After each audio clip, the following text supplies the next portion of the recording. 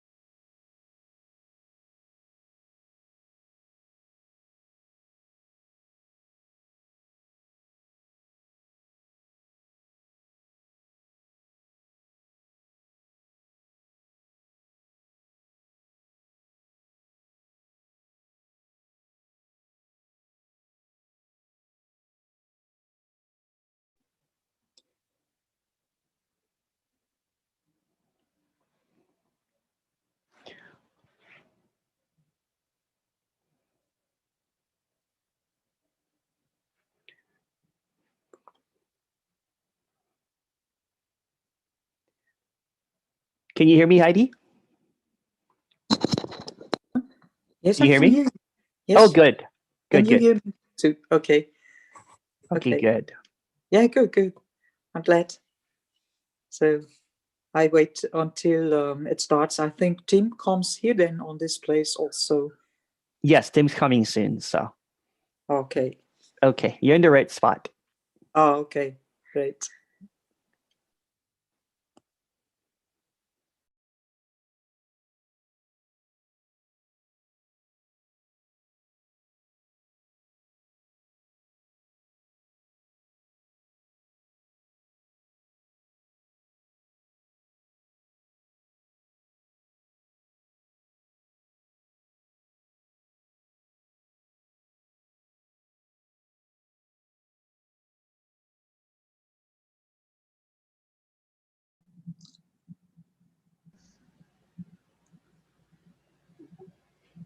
Hi, Tim.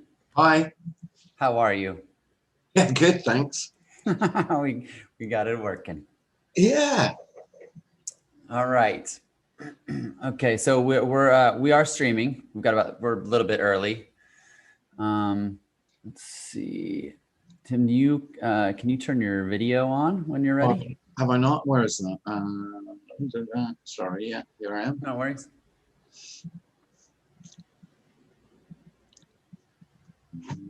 There he is. There you are, Tim. Here I am. There you go. Excellent. I've even got dressed for the occasion now. Look. Hi. Perfect. I forgot. I brought with me a show shirt Looks great. for the show. All right, so Tim, we'll go ahead and have you get started in a moment, and we'll just let everyone know that on the stream, if you have your video on, there's a chance that you will be, if you have your video on Zoom, there's a chance you'll be on the stream. So if you can turn your video off, then we get to see Tim, and then you can turn your video on to ask a question. Okay. So Tim can see you, and that's basically it. I will go ahead and we're going to check all the streams and make sure we're in all the right places. But Tim, I'll go ahead and turn it over to you if you're ready. Am I ready now? Sure. Sure. You got the shirt on, so you might as well. Yeah. All right. Yeah. Thanks, Tim. Yeah. Thanks, Noel. Just because I look ready doesn't mean I'm ready.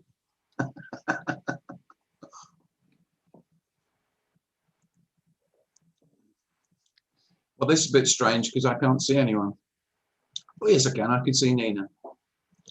Oh, and Darren. By all means, turn your videos on so I can see you. Then I'm not just talking to myself.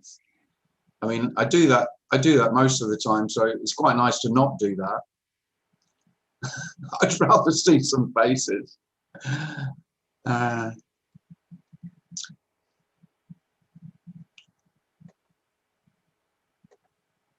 yeah, that's better.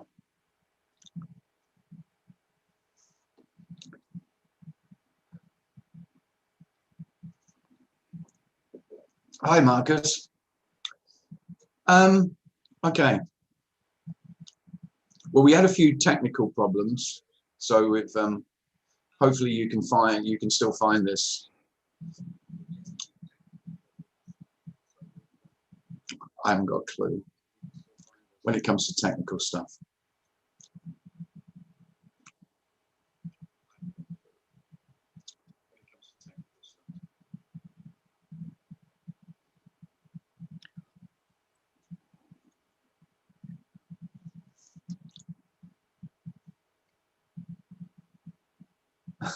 Just a bit more caffeine. Get me started.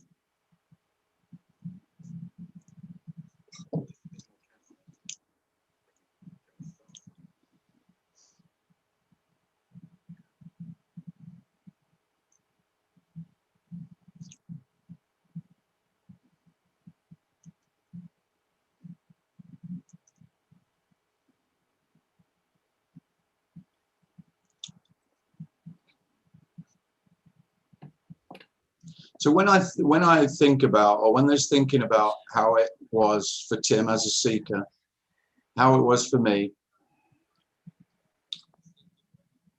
it was always looking for something else, for something better, for something more, or for something less. As if that existed, as if that was a possibility. And really, I mean, when I was speaking on Monday, I remember I was trying to express that this isn't about something else. So when I say this, that word is just a feeble attempt to express life as it is, rather than ideas about how life might be. how life could be, how life should be, which is very obvious. That's how most human beings spend a lot of life, thinking about how it might be. Well, there is no might be. And although that sounds dreadful because it sounds hopeless, that's the freedom and the liberation. That's all that's being spoken about. And so when I speak about this, I often end up saying things like, well, when somebody asks me, so how is it different? Because that's what, as a seeker, as a self, that's what you want to know. So how is it different than it used to be? Well, it's different and exactly the same. The exactly the same is, it's as it is. Now, as it is always different. The same bit, you can't speak about. We can only talk about difference. We can't talk about something that isn't something, because words are always speaking about something. So this is always a futile exercise. That doesn't stop it being joyful and there being great pleasure in speaking about it, because the speaking is speaking about the only thing that there is that isn't a thing, as well as being everything.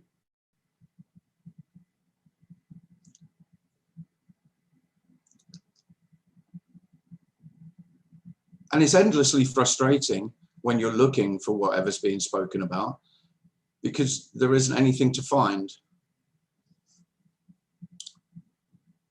And I've said this before, but my friend Neil my friend Rob set up Seeking Nothing as an organization in London for speakers of non-duality to come to speak about nothing and to attract seekers of nothing.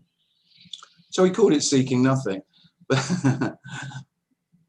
which is,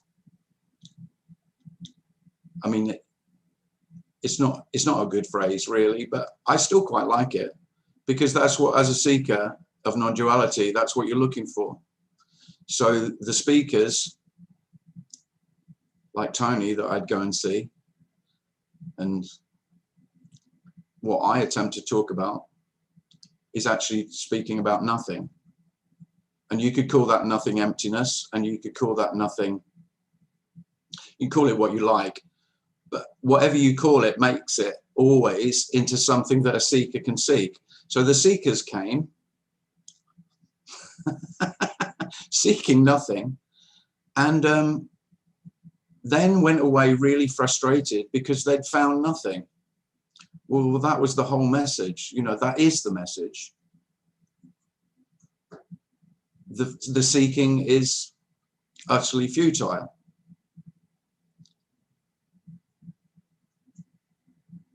So you can stop it, but you can't,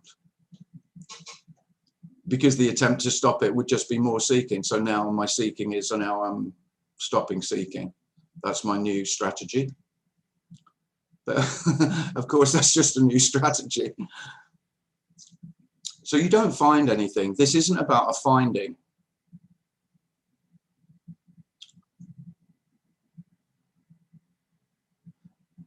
But you can't help, as a seeker, as someone who's looking for whatever you've heard people speak about, you can't help but think there must be something to find. The whole message is there's nothing to find. This is the entirety. This is all of it. And all of it is empty, as well as being full of everything.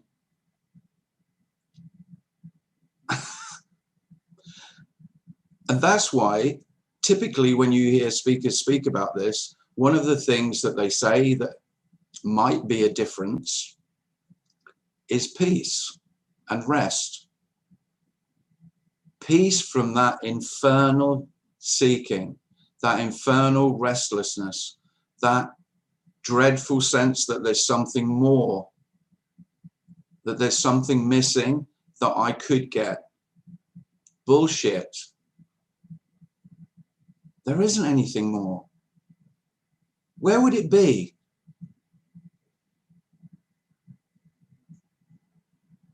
If it is blindingly obvious, which this rule we're talking about, it wasn't obvious, then you could say another, maybe a difference would be, it's blindingly obvious that there isn't anything else.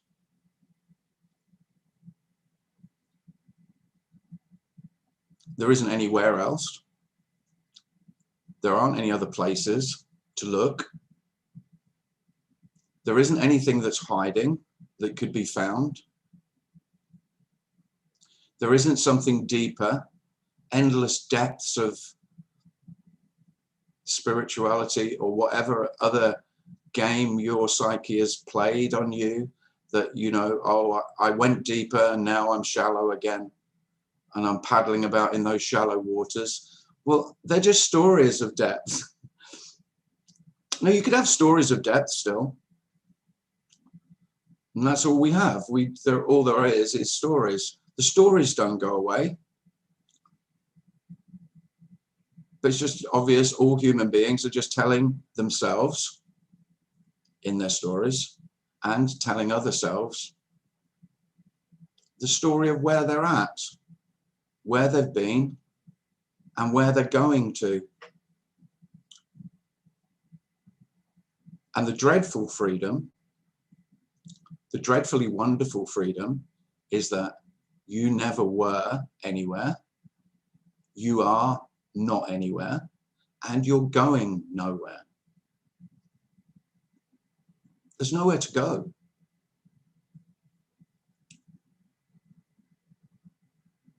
And self doesn't want to hear that, because the whole seeking energy is an energy of wanting to escape, a motivation to escape. This can't be it.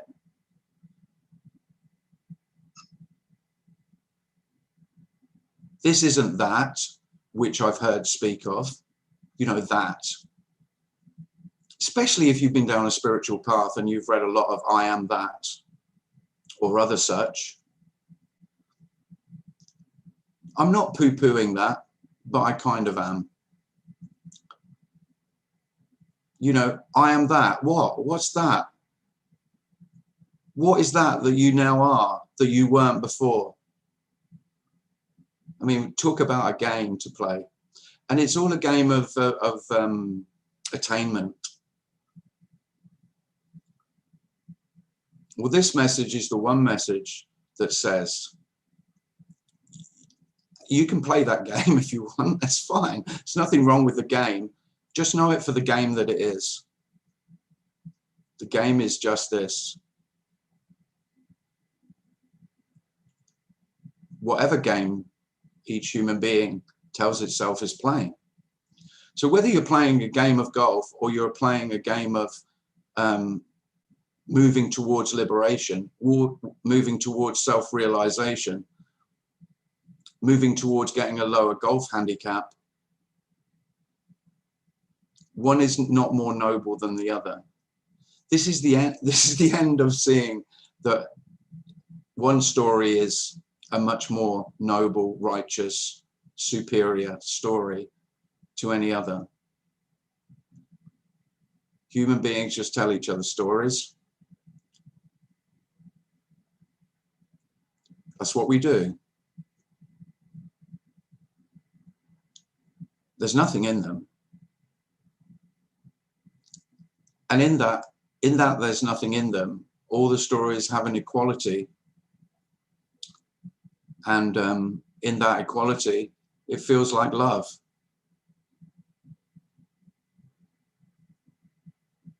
And it's the essential emptiness of all those stories that feels like love.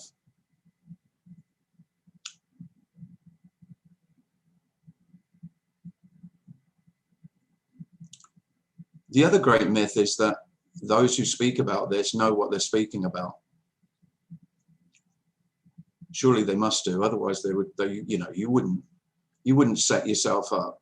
That would be idiotic. Set yourself up and speak about something you know nothing about.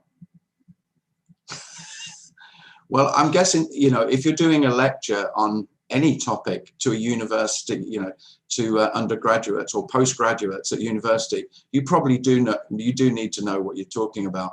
But the wonder is, for this, you need to know sweet FA. And again, how wonderful is that? What great freedom is there in actually knowledge is useful relatively, but for this, it's utterly irrelevant. It's not, by the way, it's not a handicap. You don't have to, you lose all your knowledge, what you've called your knowledge. It's just seen as entertainment, you could call it. And of course, it was never yours. None of what you've called yours was ever yours, is ever yours, simply because there is no you that has that. Somehow the human being retains knowledge, which are simply words, aren't they, that they can cleverly string together, and or not cleverly string together.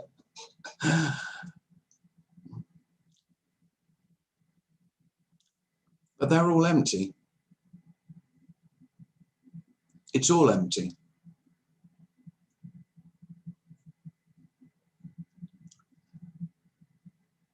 And one thing that I would never have believed is that emptiness is full of love.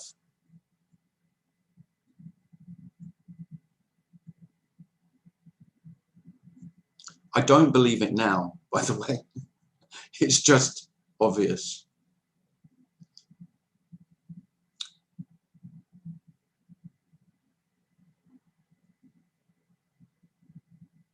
So amazingly, you don't have to lose anything or gain anything, because you can't. What is, is. That's it. You don't need to know what it is. You don't actually need to know what anything is for it to be exactly as it is. Again, that's the illusion that self tells itself. Well, once, and that's all that is a security blanket that self feels it needs in order to feel safe. I need to know what's going on. I need to know how things work. I need to know the truth. I need to know reality. Who do you think you are? Well, it sounds a lot like God, doesn't it? And really, that's what self is. Self is God to itself. And wonderfully, life isn't interested in you playing God. It's not interested in your stories of God playing God either.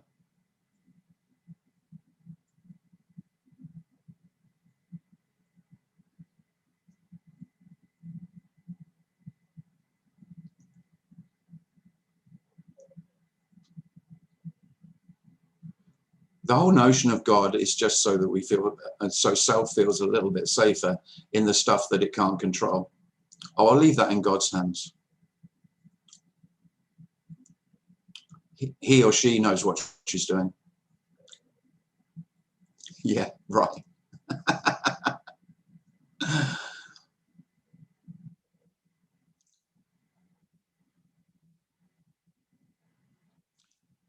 So when I'm speaking about this, I don't have any sense that what I'm speaking about is spiritual. So if you've been on a spiritual path, then for me, that's no different than being on any other path. You know, whether you're on a path to wealth and fame and riches, a material path or a spiritual path, they're exactly the same energy, the same motivation. My life isn't good enough. I feel incomplete, and either a new car or which is my new identity, look at me in my new car, or my new identity as pure awareness, there's no difference. Don't get me wrong, there'd be a difference to the one who's now pure awareness. There's no self anymore, they're now pure awareness. Well, who would be that? That would be me, wouldn't it? I am now pure awareness. Again, it's all innocent, and there's nothing wrong with that. But it might just be obvious that it's just a new identity.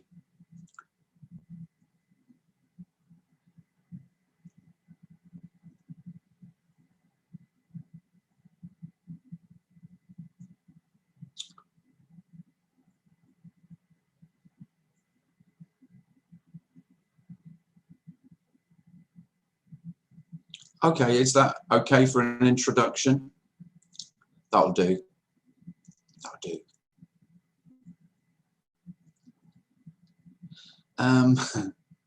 So yeah, ask me some questions by all means, or share something. If anyone Ask has me a anything. question, they can raise their hand or Yeah. they can type it in the chat.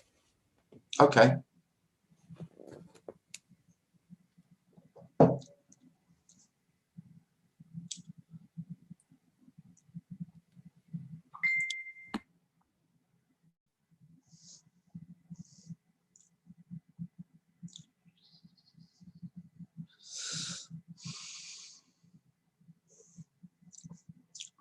I'm going to digress a little and say I heard a great song on the radio driving over this evening.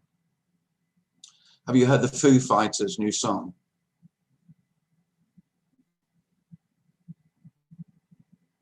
What's it called, Marcus?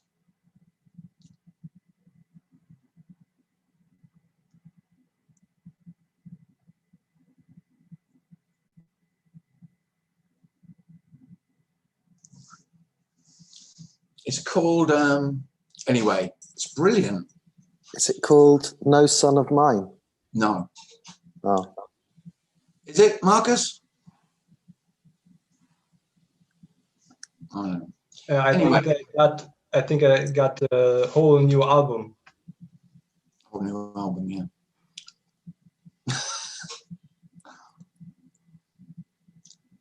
I thought it was about this and that. That's what I heard. But it is really good. Anyway.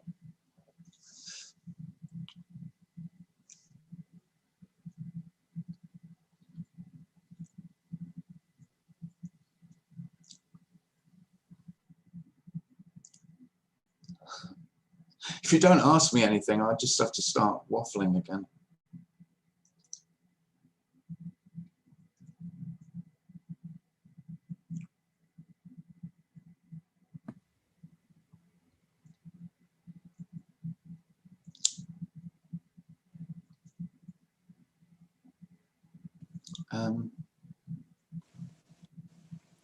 I have a question here from Kamal. Oh, yeah. Can you please talk about how everything that we perceive is God? Mm.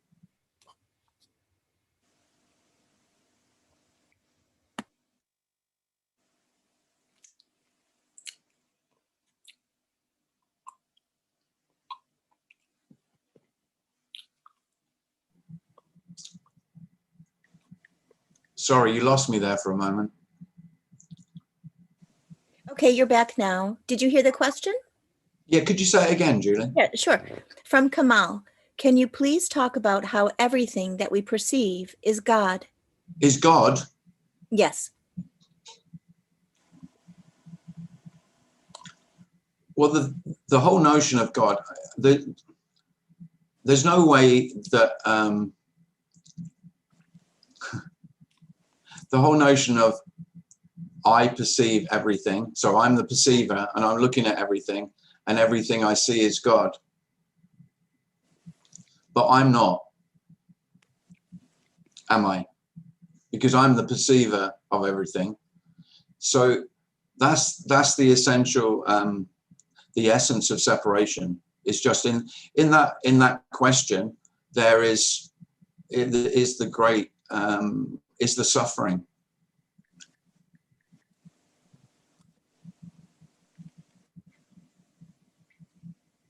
That question sort of sums up how life is for me. Whether I say everything I perceive is God, or whether I say everything I perceive is reality, material reality, which is, I don't know, in a scientific paradigm, you could say, well, then that's exactly the same. The essence of the seeking energy is that I'm separate from it, and then everything else is God that I can see, and I want to be one with God, and I could be one with God. So if I see a tree and I perceive the tree as an expression of God, and I may have a beautiful experience of oneness, a momentary awakening experience, you could call it, or a glimpse, where I sense that I'm not really perceiving the tree and myself are one, then I could interpret that. If I believed that everything that I perceive is God, then that would be perceived and felt to be, I am now, in that moment, I was one with God. Probably the worst thing that could ever happen to a human being, because then they spend the rest of their life seeking one of those wonderful experiences again. This message doesn't have anything to say about any of that. It's saying that, like all experiences, is empty. So whether so an experience of incredible grief and sadness, or an experience of oneness and bliss,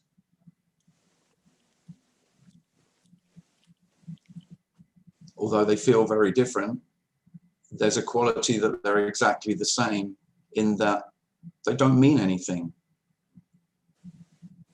One isn't essentially better than the other. One isn't, one's preferable, but not better, not higher.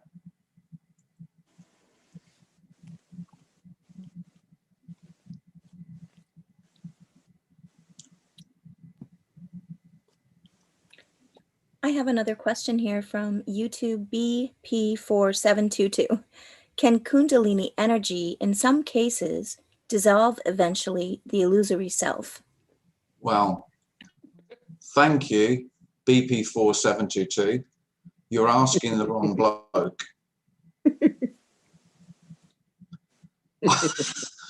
What I know about Kundalini energy, you could write on a postage stamp. I haven't got a clue about such things.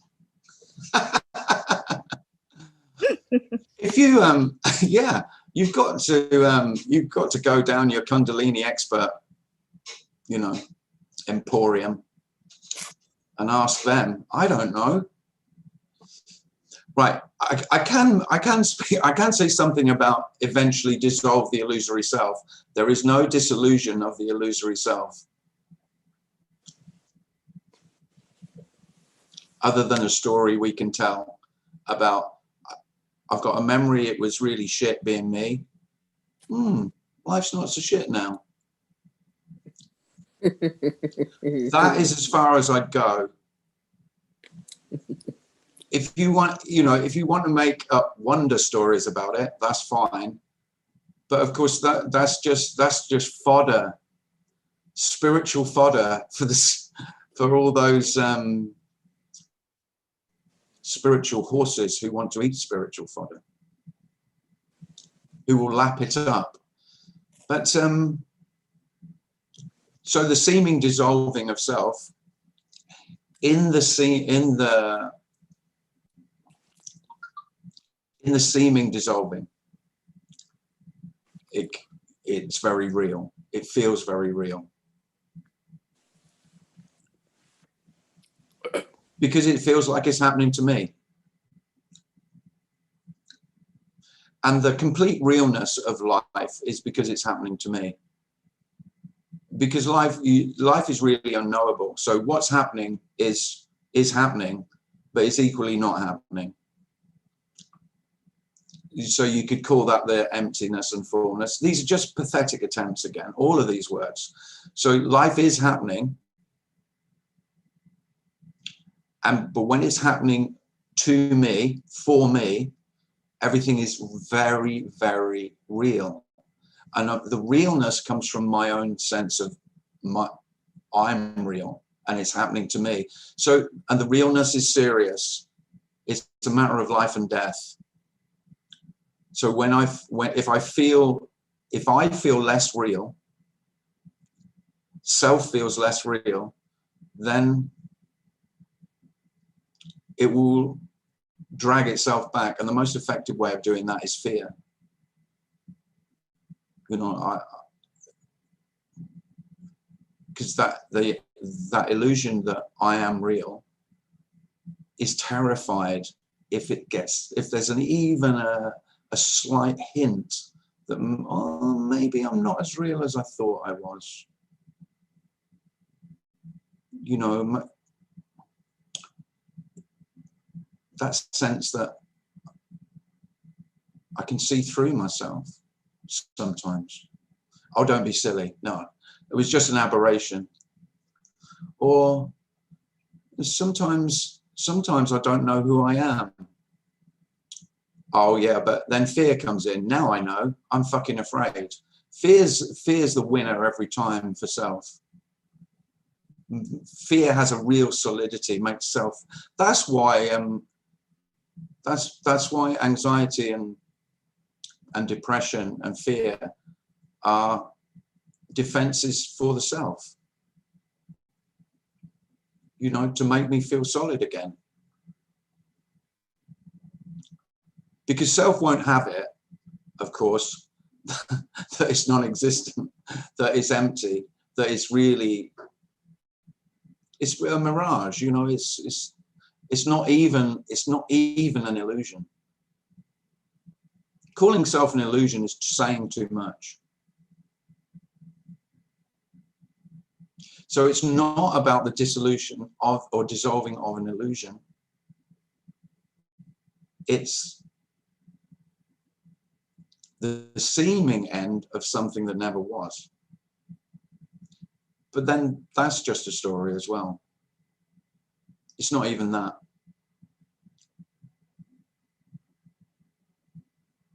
So what you're calling yourself is already, let's say it like it is. What you're calling you, what you're calling me, myself, is already absolutely empty.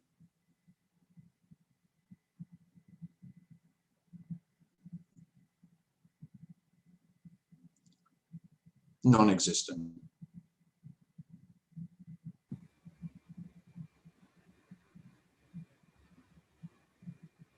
I have another question here from Kay. Are there any films or documentaries that talk similar to this? Oh. Films? No, not really. It's a good film. Frank did a good film. What's that called? What's that called, Darren? That's a nice film, Darren. Which one? With the speakers. That's quite nice. What's that? 0 1 yeah. non-duality. That's right. 0 and 1. That's good. It's on Watch YouTube. that. Okay, I have Yeah, another that's nice. question. But I don't think there's movies. There's plenty that, you know, when once you start you know, overeating, non-duality, gorging yourself, you know, once you're an addict, you can find non-duality in virtually every song you hear, every movie, you see it everywhere. A bit of non-duality. But of course, that doesn't mean usually the songwriter or was not directly intending to be non-dual. But you, just like everything else, Just like if you get a new red car, if you get a new red Ford car, you see red Ford cars everywhere. It's just how humans are set up. I do know the psychological term for that. It's called the reticular activating system. That just shows what psychology is like. That somebody came up with that term for the fact of when you get a new car, you see similar new cars everywhere. And they called it the reticular activating system, as though that's a thing. I mean, that's how clever we are. What a load of shit.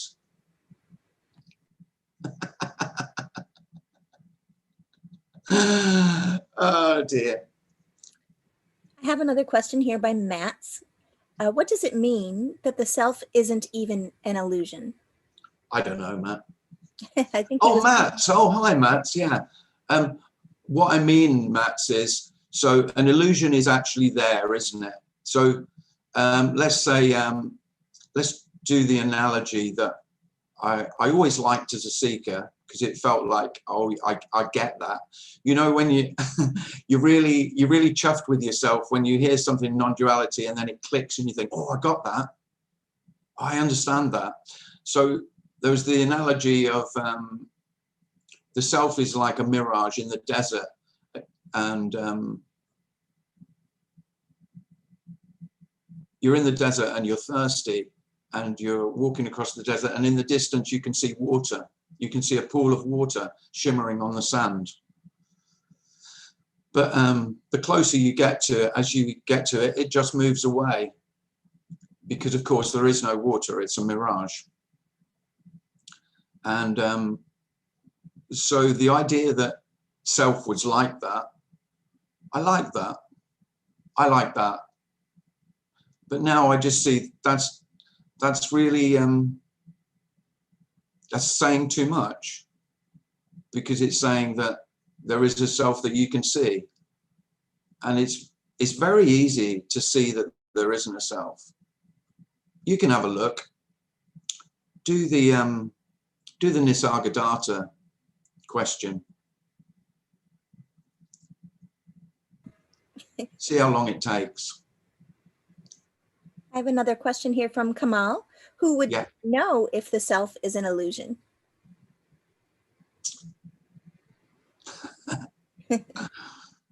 Another.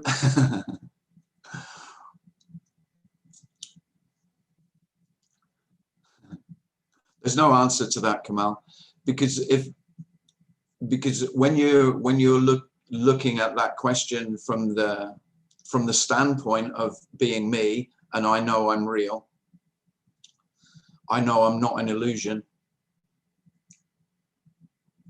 then you can only say that, well, if anyone speaks that they know that self is an illusion, then it must be the self that's speaking about it that's saying it's an illusion. So I now know that self is an illusion. That's not what I'm saying. There's nothing to know. So this isn't about knowing that self is an illusion. It's about not knowing anything about self at all. So there isn't a self to see. So you don't know anything about it, which is a bit strange because it's all I bloody talk about. For somebody said that to me the other day. Well, for somebody who doesn't even recognize that self exists, you don't have to talk about it a lot. Well, there is a reason for that, is because you can say very little about this, because whatever you say isn't true. Whereas, of course, the self, the illusory self, is very, very real to most human beings. So we can dismantle that. You can pick it apart. You can see it for what it is. But that isn't me seeing it for what it is. And when it's you doing that, it won't be you that's doing that. There's never been you doing anything. So it's not that, you know, Tim's gone from being me to not being me. That's just the story.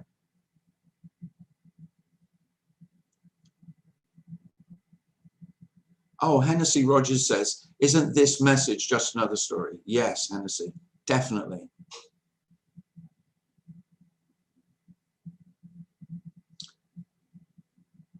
Of course, I wouldn't make this story superior to any other. That would make me some kind of special guru, wouldn't it? With some magical insight. This is nothing to do with insight. This is nothing to do with knowledge.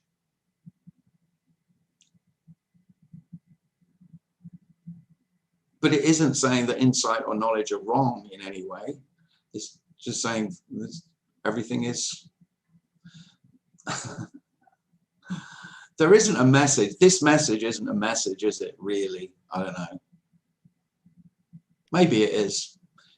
It depends, you know, it just depends how it's heard. There's no way of knowing. When words are spoken, there's no way of knowing how they're received. This could be heard in any way.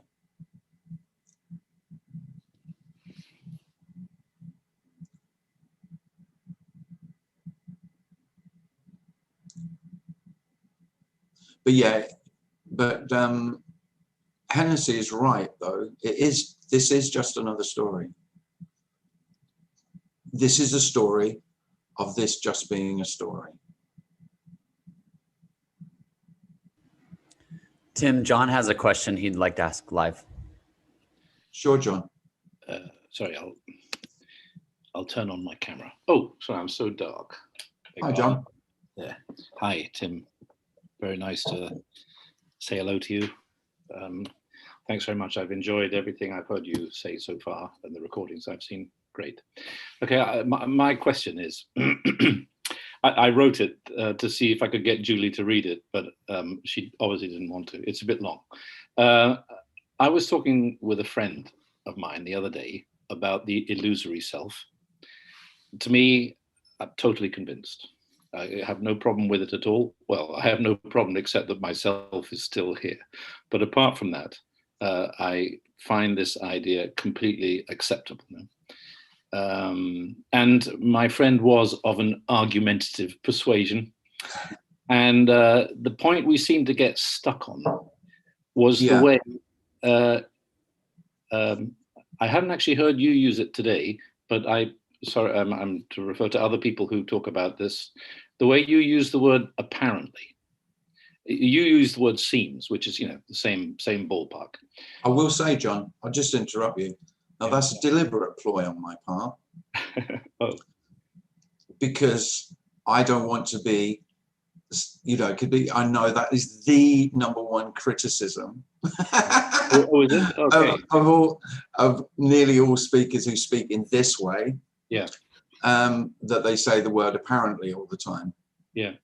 Yeah. So I just say seems instead.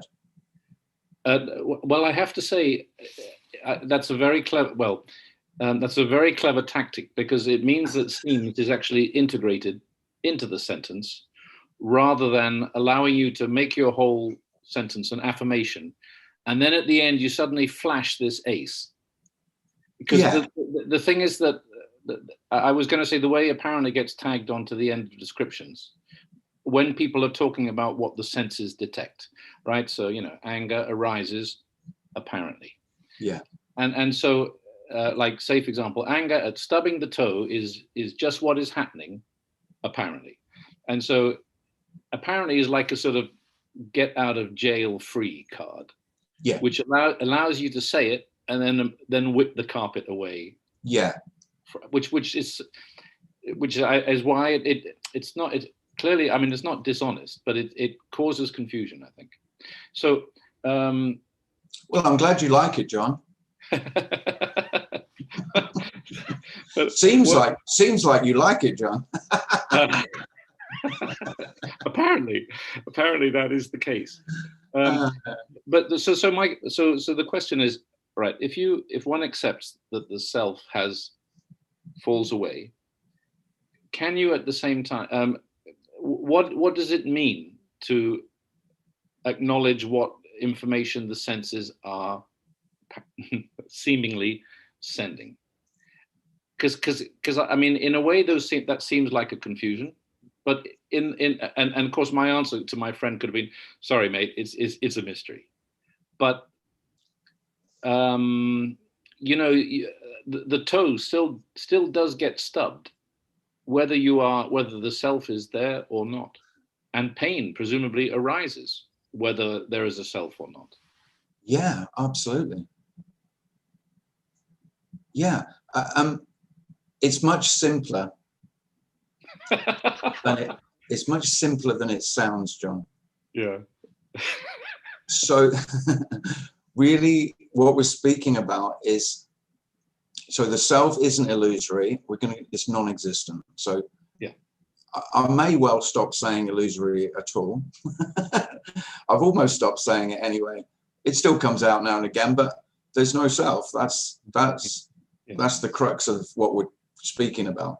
Yeah. So the absence of that no self is not even recognized, John.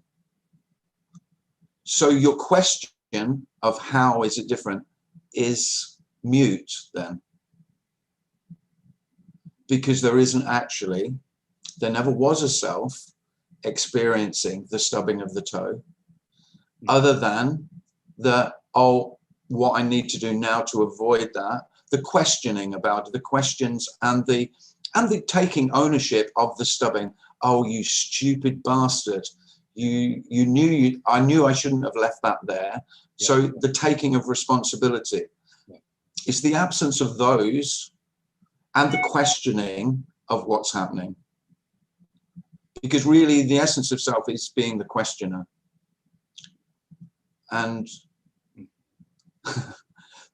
the main difference is the space that's left without all those questions, and the taking of responsibility, and the what ifs, and the what nows, and the what thens, and all of that analysis. Yeah. Actually, life is no longer analyzed because it's pointless. It's a complete giving up. The one who was the analyst of life in order to understand it has just lay down, and he's not got up again. And then life is just so easy. It's exactly the same. Don't get me wrong. There's nothing missing in the absence of me. Absolutely nothing. Life is, in a way, it's much more full. It's not, but there is a sense of greater fullness, because the stubbing of the toe, the pain of that, without all the questioning about how it might have been different, what I could have done, there was just the pain of the toe. And that, there's just the swearing and the natural reaction to that, without the how it might have been, how it could have been.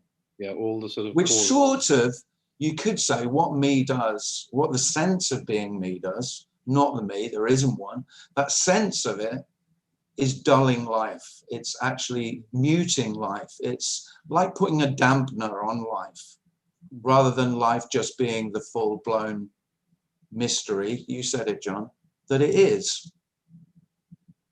And it's not even, it's strange. I don't use the word mystery much because it sounds too mysterious. And the one of the really obvious things is life is not mysterious when it's a mystery. The mysterious nature of life is, well, I know this about life, but I don't know anything about that. That's all mysterious. Well, there's no longer, without me, there's no mysterious anymore. It's all bloody obvious. Yeah. Isn't it? Unless I say otherwise. Because all mysterious means is it's unknown. Well, when everything is equally it's the end of, the basic analysis that self does, which is, I'm comfortable with this because I'm in my comfort zone, which means I know it. I know what's going on here. And then I'm out of it because, well, anything could happen here. Well, anything can happen here is how it is always. And it's the end of that need to know. which is what I am. Mhm. That sense of I am is always, I need to know. And that need to know comes from my innate insecurity. The sense of being me is insecure. Yeah. Even the most secure me's, their sense of being me is insecure. And there's a reason it's insecure, because it's bloody non-existent. So it's quite right to feel insecure. Pretending it knows what it's doing. Rubbish. Yeah. And the freedom of which this is spoken about as freedom or liberation is the freedom from that need to know. That's the freedom, which already is the case. It's not something that you can get, that will be. This is utterly free.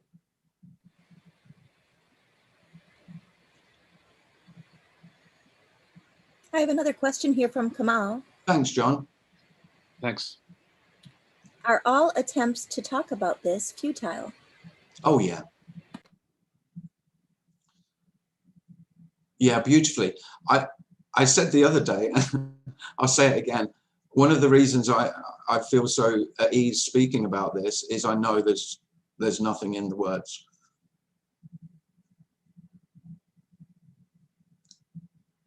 If I thought there was something in them, well, pressure would be far too much. You know, whether you get it or not, well, there's nothing to get. Well, there you go. That's nothing to get is the futility and the freedom. And so the futility is why you speak about it.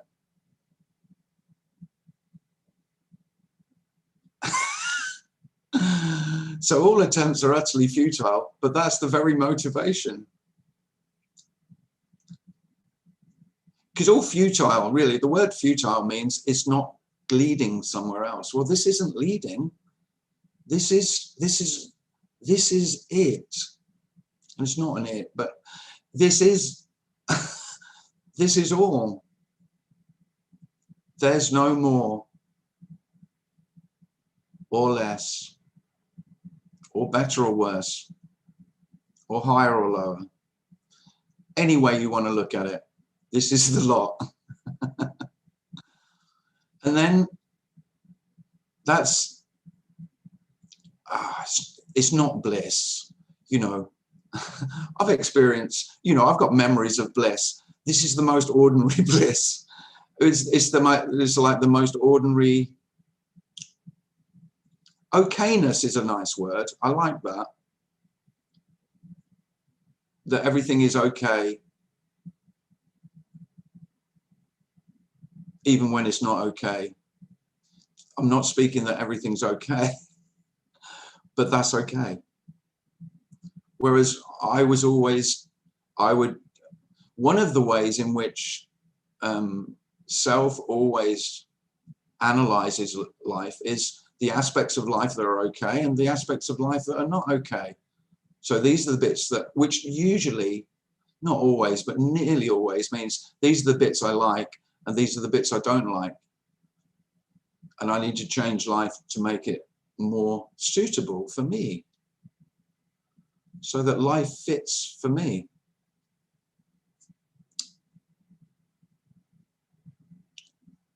What was the question? I've forgotten that. What was it? What was the question, Julie? The question was,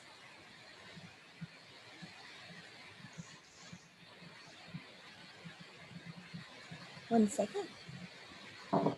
Are all attempts to talk about this futile? Yes. Short answer. Yeah, yeah, because they're not leading anywhere, you know, there's not. And I have another question here. But the beauty is in the futility, though, you know, and the love is in that. Okay, this is from YouTube, Lance Bell Jr. Would you say it's possible for a shift to occur gradually as opposed to sudden and immediate? Yeah, it could seem to, yeah. There aren't any rules. And of course, none of that really happens, but in the remembering of how it happened, it might, yeah, it could be seconds, minutes, hours, days, weeks, months, years. I'm not sure about lifetimes. I'm not really sure about reincarnation. But yeah, sudden or immediate. I think the sudden thing, the sudden is usually like awakening experiences, you could call them. You know, me seems absent for a moment and then comes back and goes, wow, what was that? I see Michael Markham has his hand raised. Hi, Michael. Hi, Tim. I was just thinking that isn't calling it or it this implies that there is an it. Yeah, sorry about that. I can only apologize for my my pathetic attempts. Yeah, of course, I agree.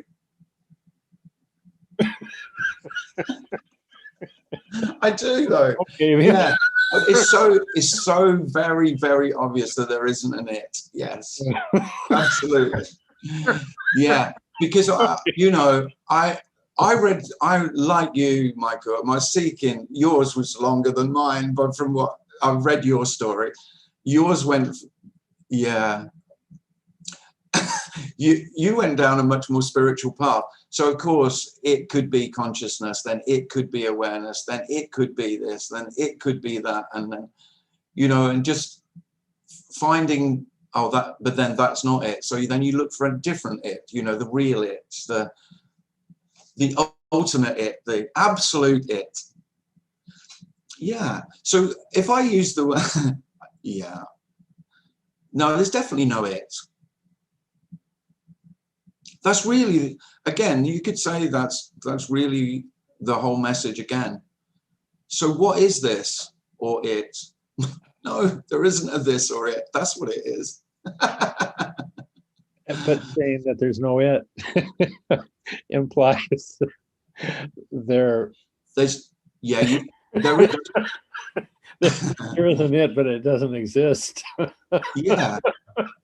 Oh, geez. Yeah, you could. Yeah, I mean, I'll stick to my guns and say I'll still say this is it, and then say I'll bear that in mind, your words in mind, and then always add on that of course there isn't an it. Something that never existed cannot not exist. It's kind of No. No, and that's the hardest thing to convey, because we're always speaking. We're always speaking in time, aren't we? You know, we're talking about how it was and then how it is. Yeah. And then we say, but there's only how it is. And then, Okay. So why are we talking about how it was then? Maybe we can only know how it was. Yeah.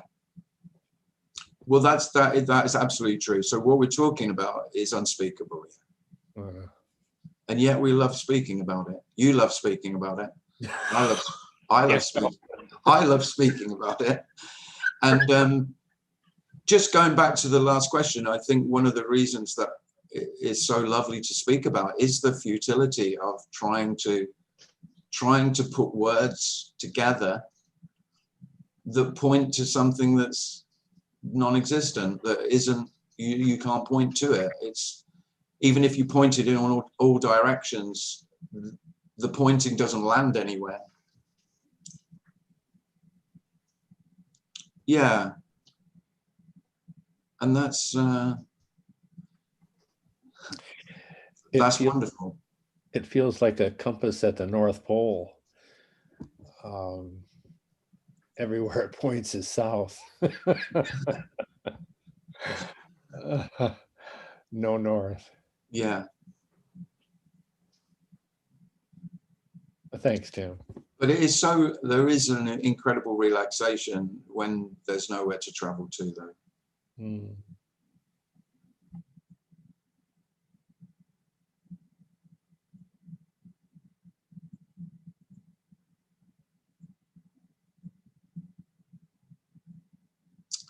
Yeah.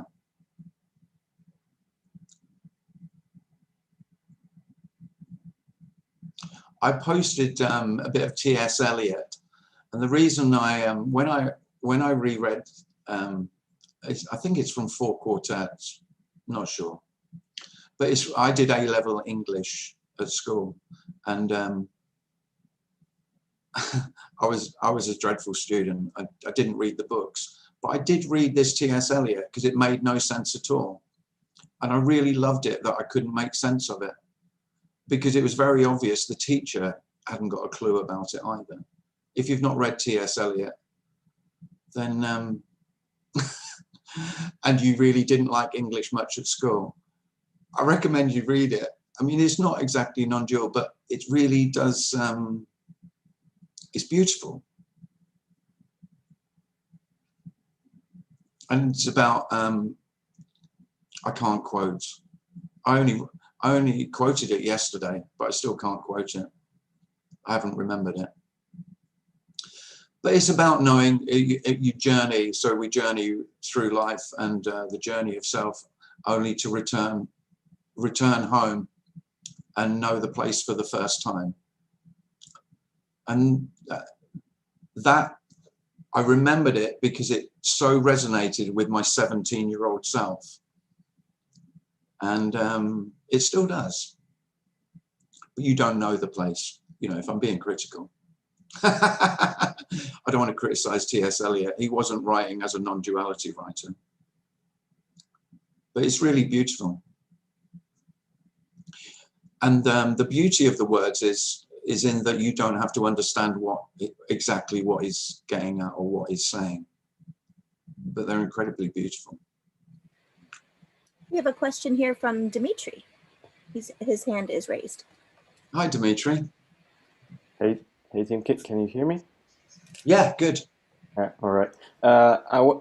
Yeah, you just mentioned the T.S. Eliot, and I accidentally was in another meeting that has nothing to do with non-duality, and there was also a quote, exactly same quote, and so I wanted to ask, like, your take on, like, coincidences and like this place, like looking like a dream, and like when you think about it and then you see something on the TV, like, do you have any thoughts about that?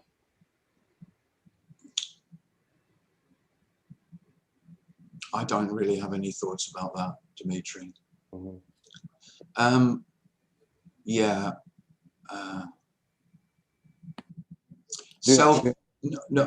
Again, trying to make sense of that. What's the word for it? I can't even find words today. Synchronicity, that kind of thing. You know, that's very popular. You know, that's the kind of thing we're talking about. There's significance in it, and that's what self does. So it sees something, and then it's a bit like buying the new red car again. I'm interested in that, and so then I notice that, oh, there must be some significance in that, because self is always looking for significance, because it doesn't want to see the utter insignificance of itself. So anything significant that I can find, I will find. So I would say there's nothing in them. They're just all experience is absolutely empty. It's full, but it's empty of meaning and purpose and significance. And any significance given to what happens, what seems to happen, what is happening, what is being experienced, that all comes from this need to have significance. Well, there is none, other than I give it. You know, human beings, we see patterns as well. You know, as far as we know, well, there are other, crows are apparently quite good at patterns, but we look like we're the best at finding patterns. So we see patterns everywhere. And I think that's what naturally we do. And then self adds all the significance onto it. because I need to feel significant and I need to understand. I think the pattern recognition, which you could call synchronicity, you know, I see that and then I've linked, it's just making links.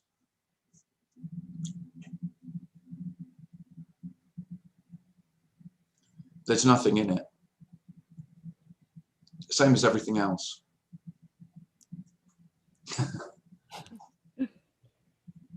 I have another question here from Kagengras. It's interesting to consider that if this is total freedom and anything can happen, it is possible that after death, this non-being, not I experience, could arise again. Any thoughts on this? No.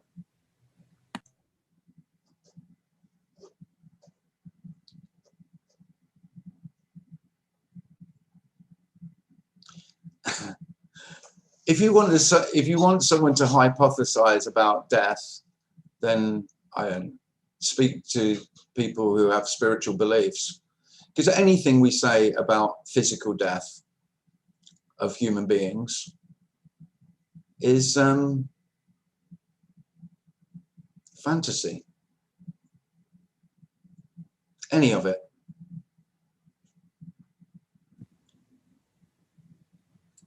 And another question from Kamal. This can't be talked about, and yet there exists a plethora of books and articles trying to point to it. What an irony. Yeah, I'm hoping with Julie's help to have another book shortly. Thanks for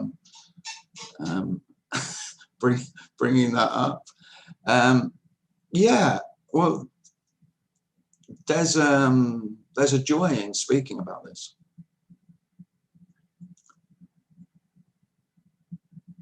I think it's just life wanting to. I love a bit of Yuji. If you've not watched Yuji Krishnamurti, watch videos there are, then have a look. And he said, you know, when people were hanging on his every word, he'd go, why, you know, and he was so rude. He'd say, that, why are you making anything of what comes out of this mouth? It's no more than a dog barking. Well, a dog likes to bark, a bird likes to sing, human beings like to talk. Don't make a big deal of it. It's just one of the beautiful things that happen in this life. Dogs bark, birds sing, cats shit on the carpet. It's all beautiful, and human beings love speaking. Or not.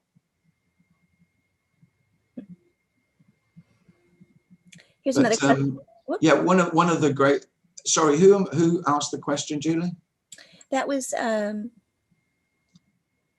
Kagengras from YouTube.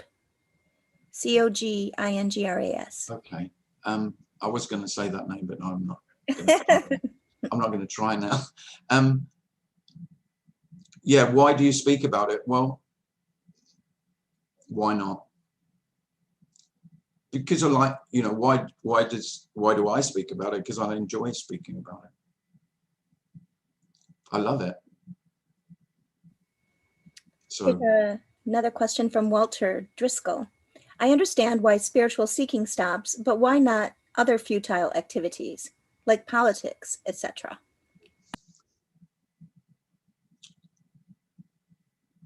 yeah, I don't know. I don't think there's any rules, Walter. I mean, what stops and what carries on? I mean, I could give you a list of what seemed to stop here and then what carried on just the same. I'll give you an example. So I'm talking about habits. And I would say, you know, politics or spirituality, they're habits, really. They're habits that a human being had. So one liked going to spiritual meetings and also arguing politics up the pub. So one might stop and one carry on. There's no significance in any of it. Here, one thing that was really noticeable was I looked at my hand one day and I didn't recognize my hand at all. It wasn't my hand. And the reason it wasn't my hand is I had really long nails. And I'd bitten my nails profusely my entire life, right from early childhood. You know, a comfort thing. So, and I'd chew them till they bled. Now, in adulthood, I'd tempered it because it was too embarrassing. So I'd managed to, but I still did it. And then I obviously hadn't noticed that stopped. I didn't do this. I didn't do anything about stopping. It stopped though. I didn't even notice the stopping. That's how life is, really. You notice certain things and you don't notice others. There's no significance in any of it. That's the freedom. That's why we're speaking about this. The freedom is you don't know what you're doing. I know, how brilliant. I mean, that's it. You are the pretense. That's what you are. I am the pretense that I know what the fuck I'm doing. And this is simply suggesting to you, maybe you don't.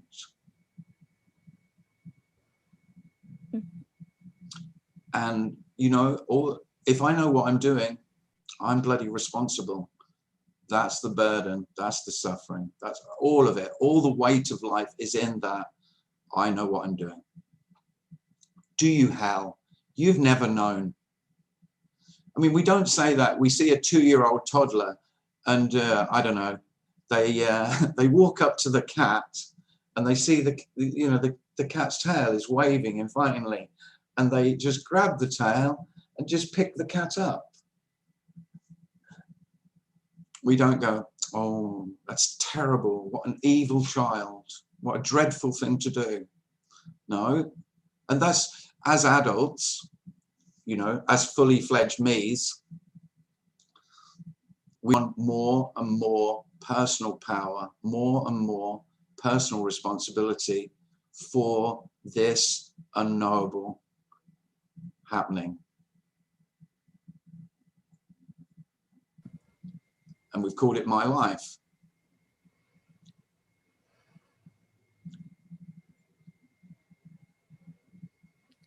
I have a YouTube comment here from M. Jones.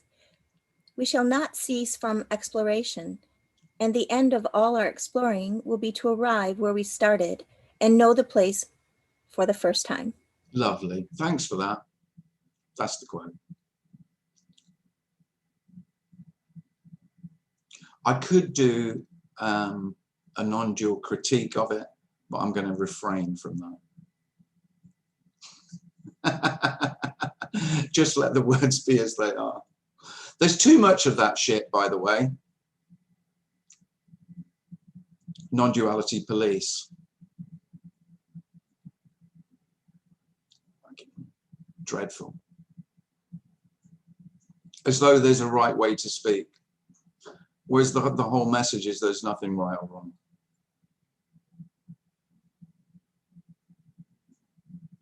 There we go.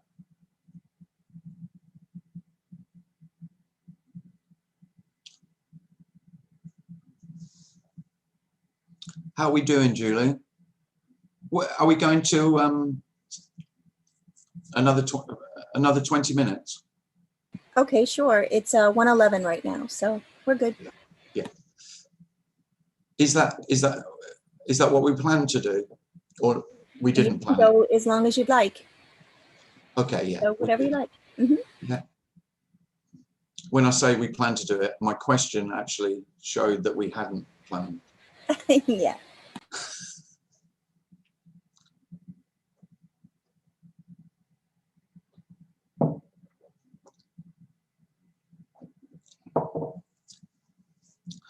I like what Kamal says, what irony that there's so many, now it seems, there's a lot of speakers speaking about this, and there's many more books about this. And he says, what irony? Well, it's not really. I have a question here from Sophie. What is non-dual police? Oh, non-dual police are, There's not an actual police force. They don't get uniforms. They're self-appointed.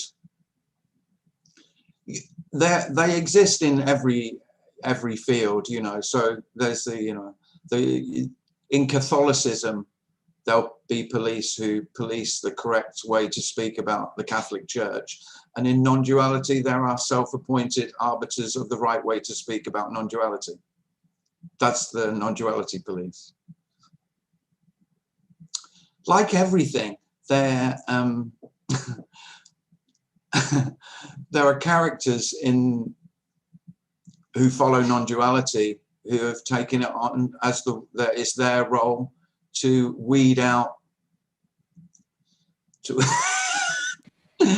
weed out the charlatans and those who dilute the pure truth. Like there is a pure truth. It looks like Elena has her hand raised. Yes. Hello, do you hear me? Yeah, I can hear you. Can you tell me what is the difference between real and unreal? Oh, that's a nice, easy one. There's no difference at all.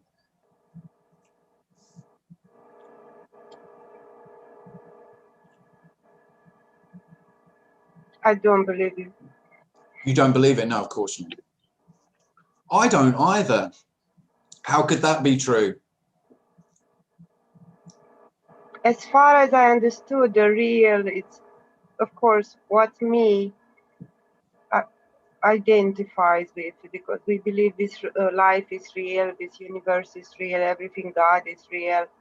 Yeah. And the struggle is with the unreal part, because I suppose after the identification drops, yeah, everything is real and unreal. I can relate with this. But as long as the me is still identified, it's only knowledge. It's not, it's unreal, but everything seems to be real. Well, again, using the word that John likes, it seems as though while there's a sense of being me, it seems that life is very real. It's really happening. And on top of that, we add 2 more layers of reality. What has happened, so that I now make sense of what is happening. And then what is happening, I then add another layer of reality, which is the future, and how this happening relates to what will happen. That's the sense of reality, time being real. It's a little bit too complicated for me to understand. Oh, sorry. I'll say,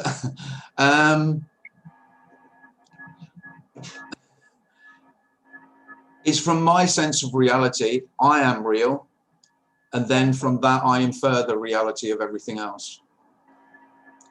So for self, everything is very real. I mean real objects. You know, real things. Yeah. And it's not that things aren't real. They are, absolutely. So I maybe say this a bit different to some others would say it, but here it's very obvious that this is reality, and this is absolutely real. It's the only reality. It's the end of the possibility that there is another reality, that there's more realities, you know, because that's the illusion for the seeker. That's what I was always looking for something else. So this is entirely real, absolutely real, and simultaneously, equally, not as well, but at the same, this is attempts to try and express, is absolutely unreal. So the realness and the unrealness are not two. Yes. So the unreal is absolutely real. For the me. Pardon? When the me identifies, but when the me drops, it is No, real no. because it's a manifestation, but it is unreal because it's no identification. It sounds logical. Only this sounds logical for me. No, but there's a, yeah, so that's not what I meant. From the sense, from the perspective of me being real, everything else is just real. Yeah. And it's not that reality ends, the realness of life. In fact, I would say that life is much more real without me. I'm a filter. I filter life. I buffer life. I protect myself from what's happening because I feel vulnerable. Sense of self is always a vulnerability, a sense of feeling, you know, that I need to look after myself, to care for myself, to be careful. And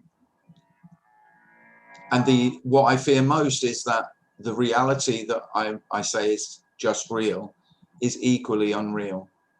And by unreal, I mean it's not what it appears to be. So life is what it appears to be, and it's not what it appears to be. It's not helpful. But the not what it appears to be, which is real, which by real I mean it existed 10 minutes ago and it exists now and it will exist in 10 minutes time. Continuity, reality is very time bound.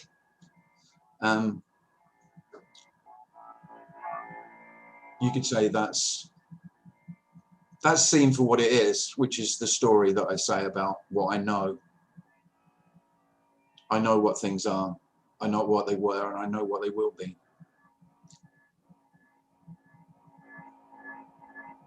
And the unreal is that's seen for what it is. Well, that's just the story I tell about life. I don't really know life. But then I could say very paradoxically, the not knowing of life is completely known. Everything is completely known without knowing what it is. So real and unreal are not two. Knowing and not knowing are not two. This is, I mean, I love the phrase. I mean, I was really attracted when I first looked into Advaita Vedanta, and I realized that Advaita meant not two. I didn't have any clue why that resonated so much, but it did. And there was a reason. Not two. Life is not two. It isn't one. It's not two. Real and unreal are not two. But there is real and unreal. And can we also say to real and unreal, present and absence is the same thing? Sorry, what, an absence? Present and absence is the same like real and unreal? Yeah, very good. Yeah, so what we call presence, which I don't use that word. There's a reason I don't use the word presence. I could use it. You could say there's only presence, but then of course that's really it really needs me. The word is very, I mean, no, there are no correct words, but the word presence tends to identify something or someone who is present. And absence? Yeah, so actions happen, but they don't happen. That's, they're not two either. And absence? Absence and presence are not two, yeah. You can list we could be here all night doing this because you could take every opposite. And what this does is it takes all opposites and they all fall into each other, and yet they both still exist. Yeah, the problem is, I ask this question 1,000,000 times to everybody. I can understand present, I can understand real, but I cannot understand this absence, this unreal. You won't. And I'm trying to understand it, and I know it's not possible, but somebody here try to understand this unreal. That's the issue.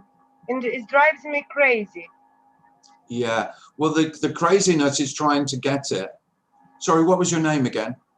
Elena. Elena, yeah, I mean, trying to get it. Oh, yeah, sorry, I know who you are now, Elena. Sorry. Elena, the trying to get it drives you crazy, yeah. It drove me crazy. Drives all cells crazy. That's why most cells won't ever go near this. But of course, once you're bitten, then you're done for anyway. So there's no escape. If this has bitten you, you are so screwed. I am. I know. Thank you very much for confirmation.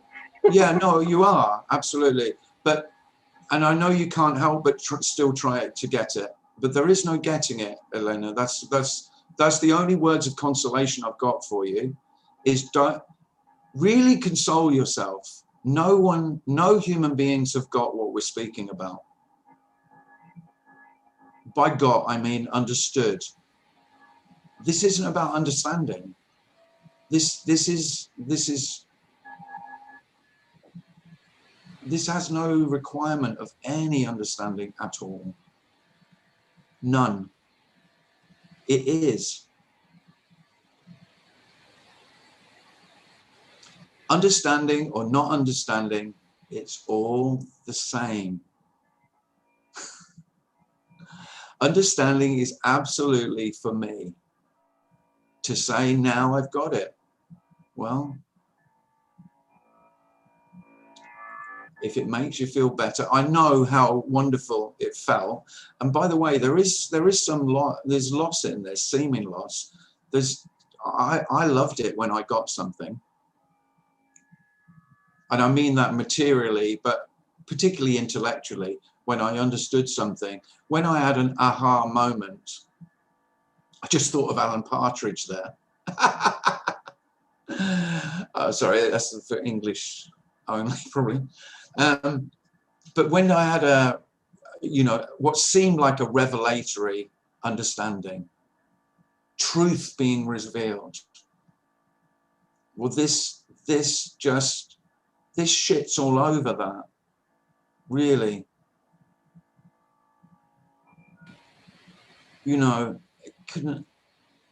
Couldn't care less about your understanding. It's just a game for me. And you could call it ego, but I don't use the word ego, but the self, as in, oh, how clever I am. Look how pleased I am with myself that I now understand that. And now I'm almost on a par with those great speakers that I admire so much. Well, this will kill all of them. All this understanding, glimpses, aha moments, shifting consciousness, they're quite well for a while, but at some point, as I experience it, I cannot do permanently. It will just all the time will come and goes, comes and goes, and you fed up of it at some point. It's enough. Yeah. It's exhausting, Elena. Yes. Yeah. And you want something permanently. Yeah. Yeah. So, and there isn't anything that's permanent. The permanence isn't you could say permanence, that's illusion.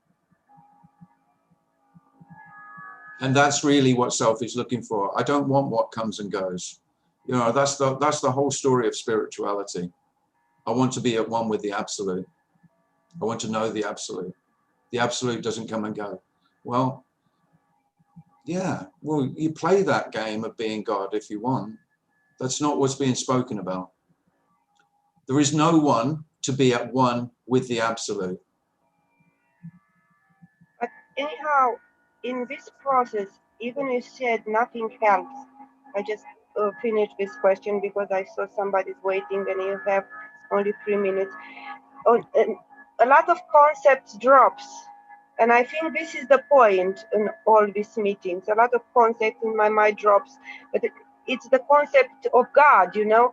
How can you drop the concept of God? Is this possible? So I didn't quite get the question, Elena. Ask me the question. How can you drop the concept of God? It's even possible? It might just be seen that the concept of God is a concept of God. You don't have to drop it.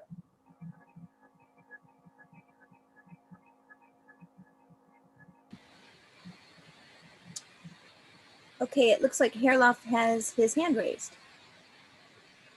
Who's that? Erloff, Herloff. Herloff. Hello, hello, Tim. Hi. Hi, Tim. I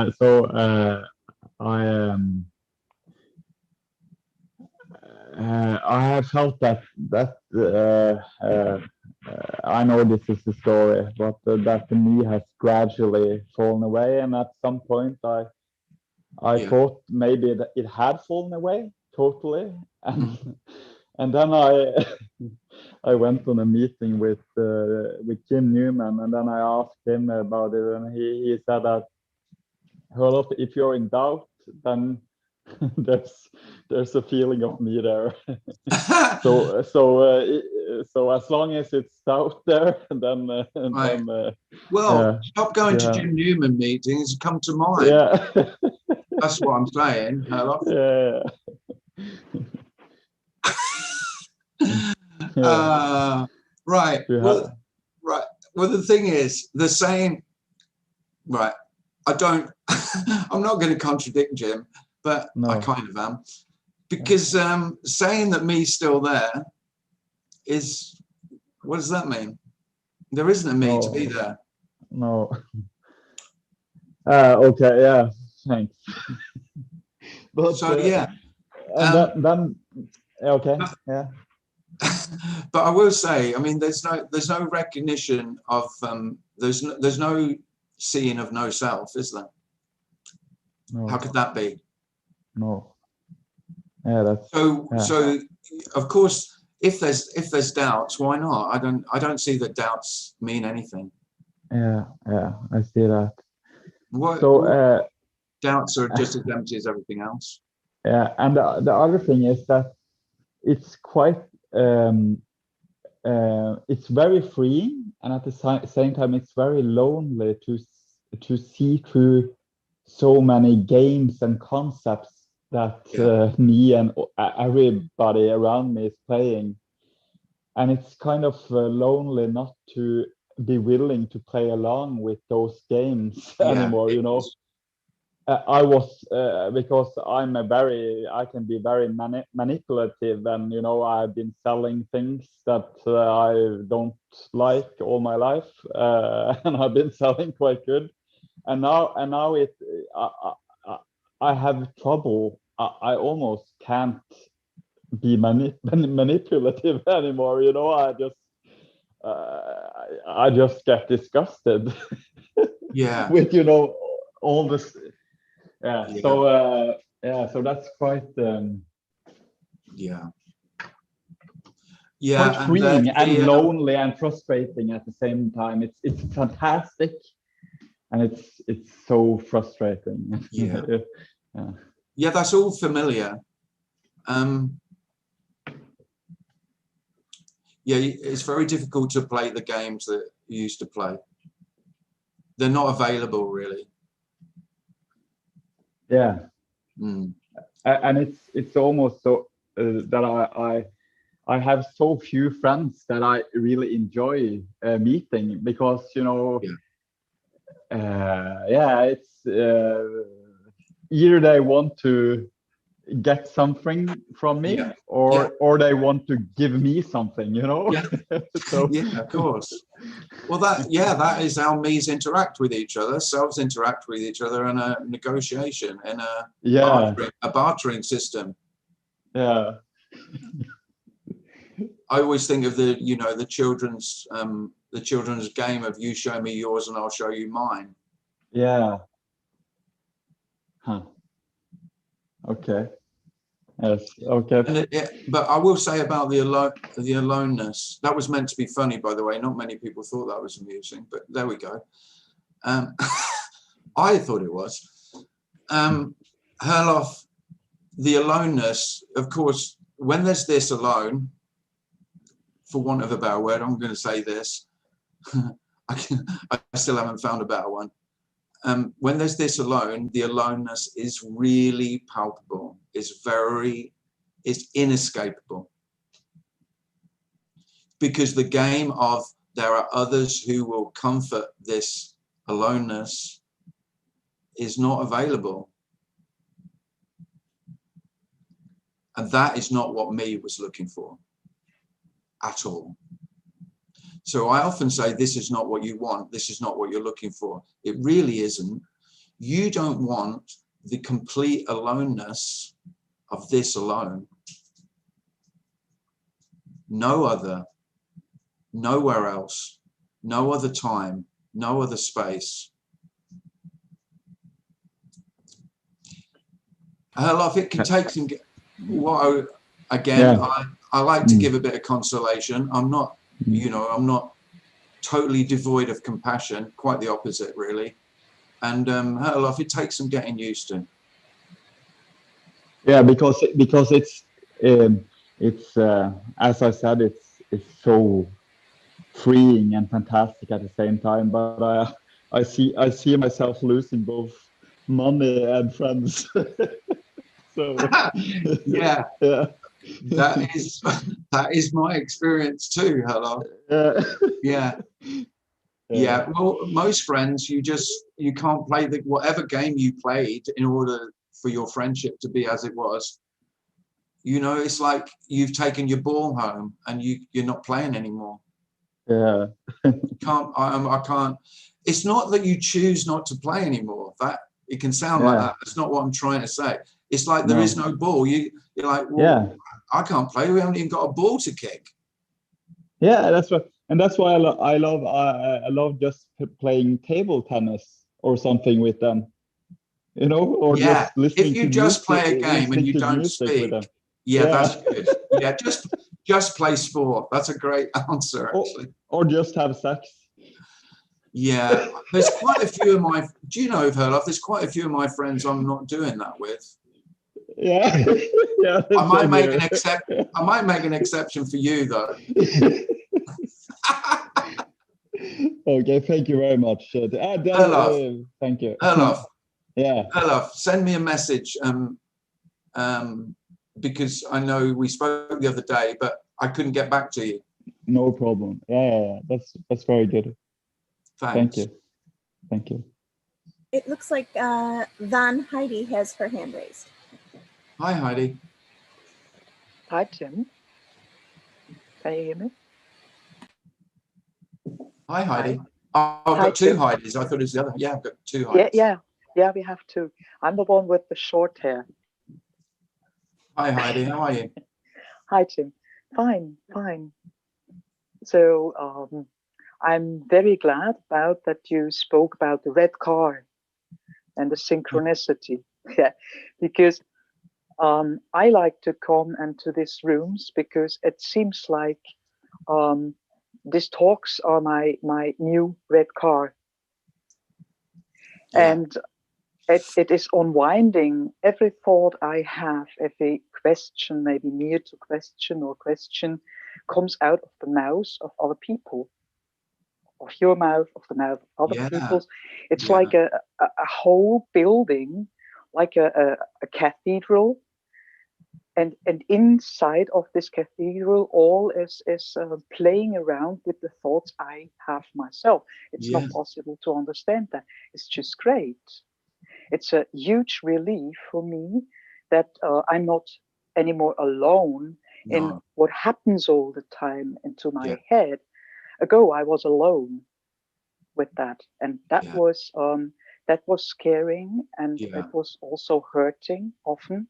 Mhm. And I also had the idea, if I go out with this, if I go to other people with this, maybe there I find some answers. But it's not like that.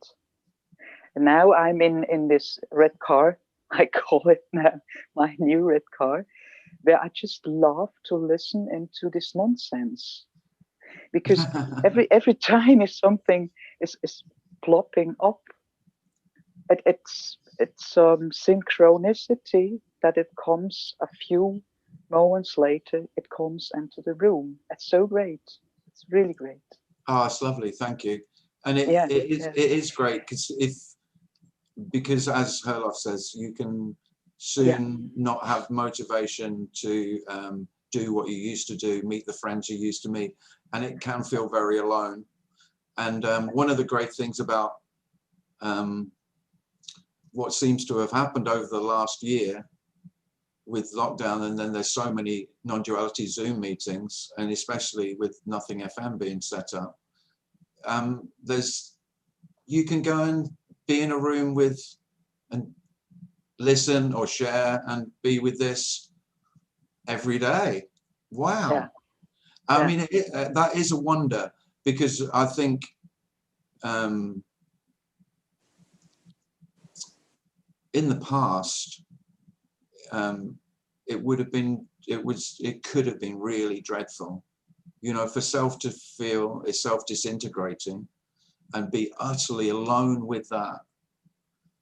Could feel like, well, I am the only one. No one understands. I can't explain this to any of my family or friends. And one of the beauties about these meetings is just being together and just sharing that. Yeah.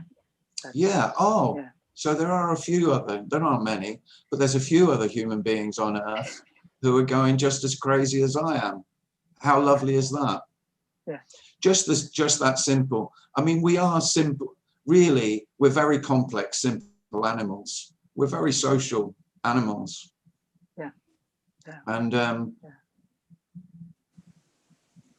one of the wonders of the aloneness, by the way, is that it's the end of feeling alone. Mm. I know that that's very paradoxical, but without it was the feeling lonely.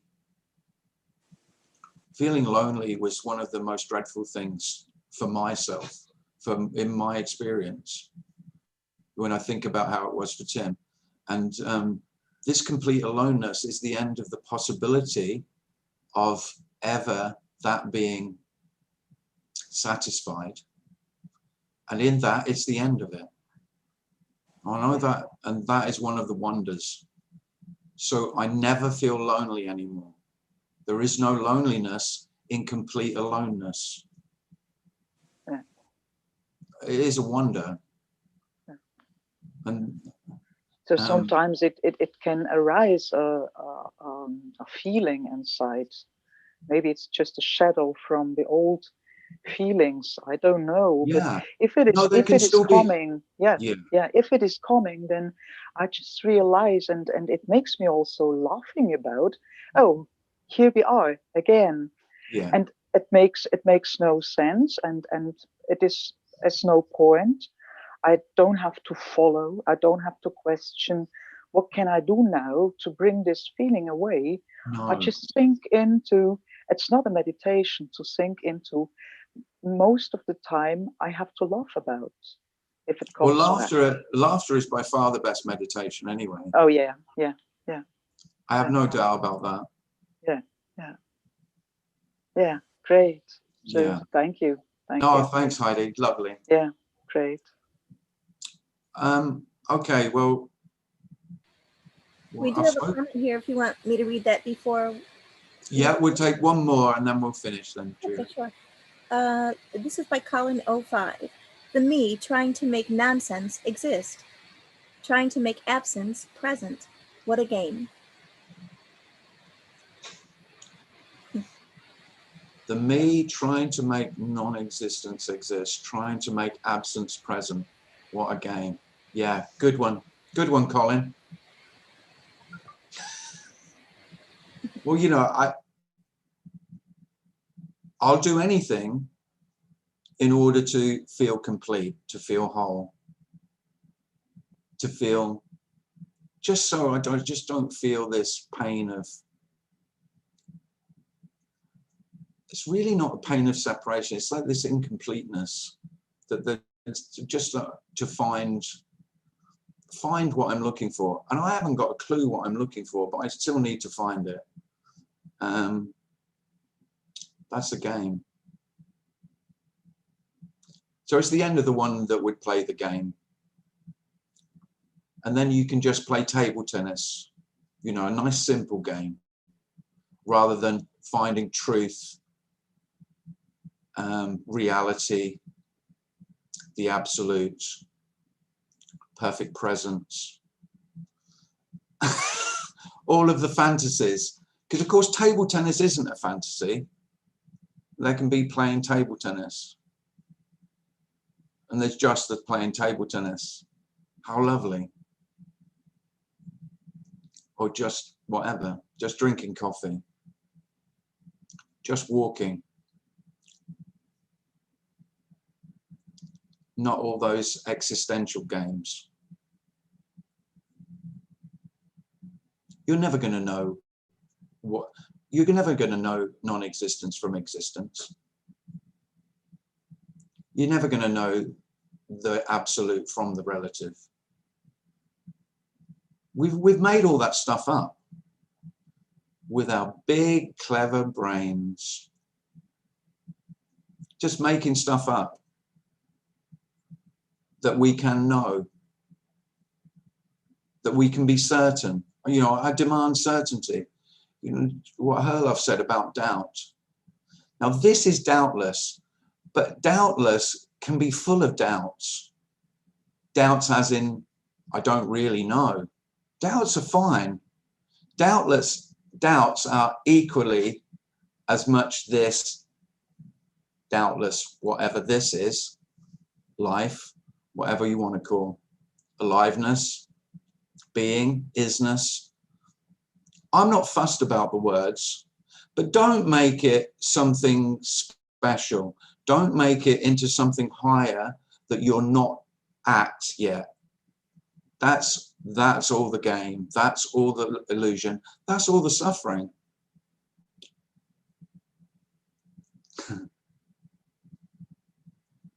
I say don't. You can't help it.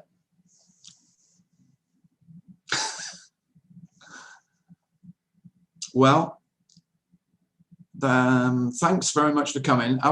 Should we call it time there, Julie? I think that sounds good. Yeah. I'd Lovely. like to say thank you to you, Tim, and for everyone who's been watching. And also, if you'd like to donate to Tim, if you look there in the chat, you'll see a PayPal link. Oh, thanks, Julie. Yes. Mm-hmm. Yeah. And thanks for Julie for her help today. And thanks for Julie. If you didn't know, Julie is really the mastermind behind my wonderful book, This Deafening Silence. Julie put it together for me. So she's a genius.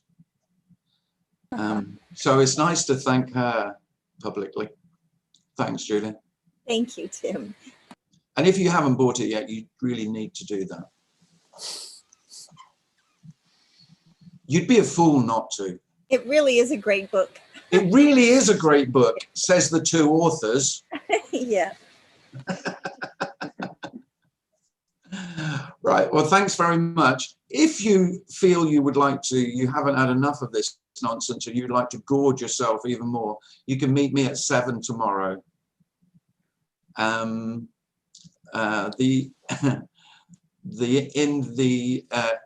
links on my Facebook and on my website, timclissthis.com. And thanks very much for coming. I enjoy myself far too much. It's getting like I want to do this every day now. I think it's because I'm not playing golf, but it's got to, if golf course is open again, then I'll be fine to do it once a week. But yeah, I really enjoyed it. Hope it was enjoyable and lovely to see you all. Thanks for coming. Thanks, Tim. Take care. Thanks, Tim. Thank you. Thank you, Tim. Thanks, Thank you. Thanks. Bye. Thank you. Love you. Thank you.